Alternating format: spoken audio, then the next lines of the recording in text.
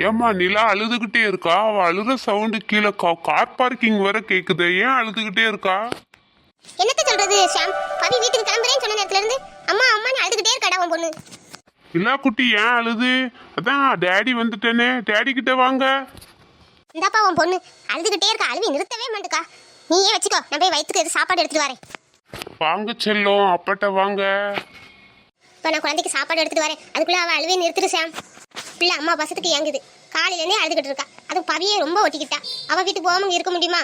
சின்ன குழந்தைக்கு தெரியுமா நமக்கு அம்மா இல்லையே? நீ இவங்கிட்ட ஒரு கல்யாணம் பண்ணிக்க அந்த குழந்தைக்காகன்னு சொன்னா கேட்குறானா? நம்ம சொல்ல கேட்டா தானே. நிலா செல்லத்துக்கு என்ன வேணும்? அதான் அப்பா வந்துட்டேன்லாடி, அழுவே நிறுத்து செல்லக்குட்டி. அம்மா வேணும், எனக்கு அம்மா வேணும், அம்மா வர சொல்லுங்க. இல்லாத அம்மாவுக்கு நான் எங்கடி போவேன்? நான் சொன்னாலும் உனக்கு புரியுற வயசும் கிடையாது. நான் எங்க போய் உனக்கு அம்மாவை போய் கூப்பிட்டு வருவேன்? செல்லக்குட்டி சாப்பிட்டு தூங்குடி தங்கம். ஏண்டா என்னமா குழந்தை அழுதுகிட்டு இருக்கு? அவளை சமாதானப்படுத்த முடியலையா உன்னால? இல்லம்மா, நானும் எவ்வளவுதான் சொல்லி அவளை சமாதானப்படுத்துறேன். அவ அம்மா வேணும் அம்மா வேணும்னு தான் சொல்றா தவிர அழுவே நிறுத்தவே மாட்டுக்காமா. டேய் இதாண்டா சொல்றேன், ஒரு கல்யாணத்தை பண்ணிக்கிட்டா அவ உனக்கு பொண்டாட்டியாவும் இருப்பா, பிள்ளைக்கு அம்மாவும் இருப்பான்னு சொல்றேன். நீ கேட்குறியாடா? ரொம்ப பிள்ளை தாயை நினைச்சு அழுது காலையில இருந்து அவளுக்கு காய்ச்சலுடா, சாப்பிடவும் மாட்டுக்கா. இப்படியே இருந்திருந்தா பிள்ளை நிலைமை என்னத்துக்கு ஆகும்டா? நீ கொஞ்சமாச்சும் யோசி சாம். ஏமா இப்போ என் கல்யாணத்தை பத்தி ஏன் பேசுறீங்க? இப்போ நான் நிலாவை பத்தி தானே பேசியிருக்கேன். நிலாவை எப்படி சமாதானம் பண்ணி சாப்பிட வைக்கிறதுன்னு யோசிக்காம உடனே என் கல்யாணத்துக்கு போயிடுவீங்க. டேய் உனக்கு என்னடா தெரியும்? காலையில இருந்து குழந்தை அழுதுகிட்டே இருக்கா, பவிய வேற விட மாட்டுக்கா. பவி வீட்டுக்கு போறேங்கனாலே அழுறாடா. நான் பவி எங்க இருமான்னு சொல்ல முடியுமா? இப்போ பவி வந்தாதான் இவ காய்ச்சல் கொஞ்சம் நிற்கும் போல இருக்கு, இவ எதை சாப்பிடுவா. கொஞ்சம் பவியை ஃபோன் பண்ணி கூப்பிட்டுடா குழந்தைக்காக. ஏம்மா மணி எத்தனைன்னு தெரியுமா? இந்த நேரத்துல பவிக்கு நான் ஃபோன் பண்ணா அவங்க வீட்டில் உள்ளவங்க தப்பா நினைக்க மாட்டாங்களா? காலையில ஃபுல்லா குழந்தைய பார்க்கா, நைட்டை வந்து பாருன்னு நம்ம சொல்ல முடியுமாம்மா? இது உங்களுக்கு மனசாட்சி இல்லையா? டேய் சாம், நான் குழந்தைக்காக சொல்றேன்டா. இல்லாட்டி ஏன் நம்ம அவளை கூப்பிட போறோம்? அவ வந்தா மட்டும் தான்டா குழந்தைய சமாதானப்படுத்த முடியும். அவ காய்ச்சலும் குறையண்டா. டேய் நீ பேசாட்டி என்கிட்டயாச்சும் கூடுடா, நானாச்சும் பேச அவளை கூப்பிடுறேன். அவங்க வீட்டில் உள்ளவங்ககிட்ட நானாச்சும் பேசுறேன்டா. கொஞ்சம் ஃபோன் போட்டுடா. பாட்டி அம்மாக்கு ஃபோன் போட்டு வர சொல்லுங்க. குழந்தைய பாருடா, நீ பவிக்கு ஃபோன் பண்ணோடனே குழந்தைய பவியை கூப்பிடுறாடா. குழந்தைக்காக ஃபோன் பண்ணுடா, அதெல்லாம் தப்பு இல்லடா. பேசிக்கிடலாம் அவங்க வீட்டில், ஃபோன் பண்ணுடா. என்ன சொல்றதுன்னே எனக்கு தெரியலம்மா. நிலாவை சமாதானப்படுத்த பவியால தான் முடியும்னா சரி ஃபோன் பண்ணி கூப்பிடுறேன். குழந்தைய கூடுடா, நான் பார்த்துக்கிறியே, நீ போய் ஃபோன் பண்ணு. எல்லா குட்டி பாட்டிக்கிட்ட வாங்க. இப்போ பவி ஆண்டிக்கு ஃபோன் பண்ணி பவி ஆண்டி வந்துடுவாங்க. என்னடி இதெல்லாம்? இந்த நேரத்துக்கு ஃபோன் பண்ணா பவி எதோ தப்பா நினைப்பாங்களோ நம்மள.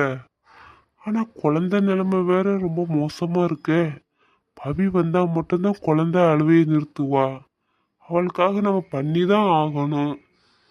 கால் பண்ணுவோம், அவங்க வந்தா ஓகே, இல்லாட்டி பார்த்துக்கலாம். ஹலோ பவி, நான் பேசுறது கேக்குதா? கொஞ்சம் கொஞ்சம் வீடு வர முடியுமா உங்களால? நம்ம அப்பா இறந்ததுக்கப்புறம் நம்ம எவ்வளோ பிரச்சனையை தனியாக இருந்து ஃபேஸ் பண்ணியிருக்கோம்.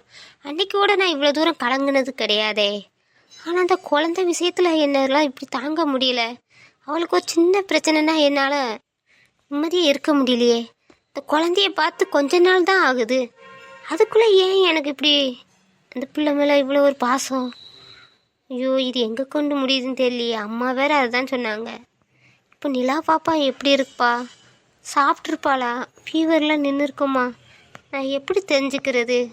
சாம் சாருக்கு இப்போ ஃபோன் போட்டால் அவர் தப்பாக எதுவும் நினச்சிடக்கூடாது. நான் எப்படி நிலா பாப்பா நல்லா இருக்கிறதுன்னு நான் தெரிஞ்சுக்க? இந்த நேரத்தில் நமக்கு யார் ஃபோன் பண்ணுறது? சாம் சார் ஃபோன் பண்ணுறாரு. அப்போ குழந்தைக்கு எதுவும் முடியலையா?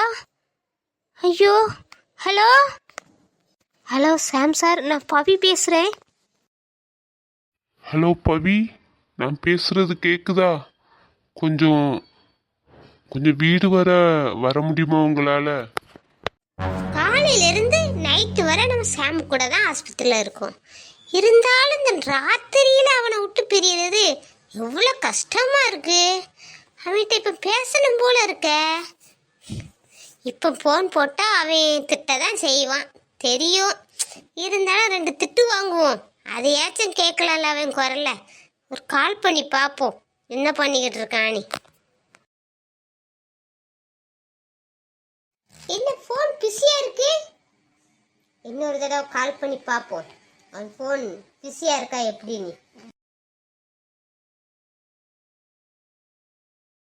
என்ன மறுபடியும் பிஸியா இருக்கு?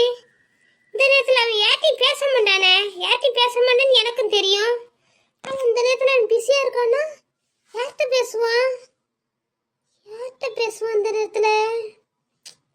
ஒருவேளை பவி நம்பர் நம்மகிட்ட இருக்கா? அவன் நம்பர் நம்ம வாங்கலையே.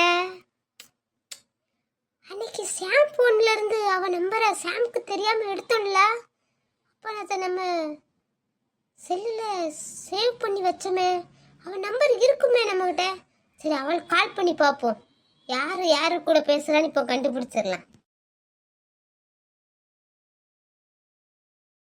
இந்த பவி போனும் பிஸியா இருக்கு. அப்ப இந்த ராத்திரியில சாமும் பவியும் தான் பேசிக்கிட்டு இருக்காங்களா? நமக்கு தெரியாம இவ எத்தனை நாள் பேசிக்கிட்டு இருக்காங்கன்னு தெரியலையே. போன் மட்டும் தான் பேசுறாங்களா, இல்ல இவ ரெண்டு பேரும் நைட் எங்கேயாச்சும் சந்திப்பாங்களா? ஐயோ ஷாம், இவ ரெண்டு பேரும் என்ன பண்றாங்கன்னு தெரியாம என் தலையே வெடிச்சிட போல இருக்க. இவ ரெண்டு பேரும் இப்ப என்ன பண்ணிக்கிட்டு இருப்பாவ? ஒருவேளை நம்ம நினைக்கிற மாதிரி அப்படி இருப்பாவளோ?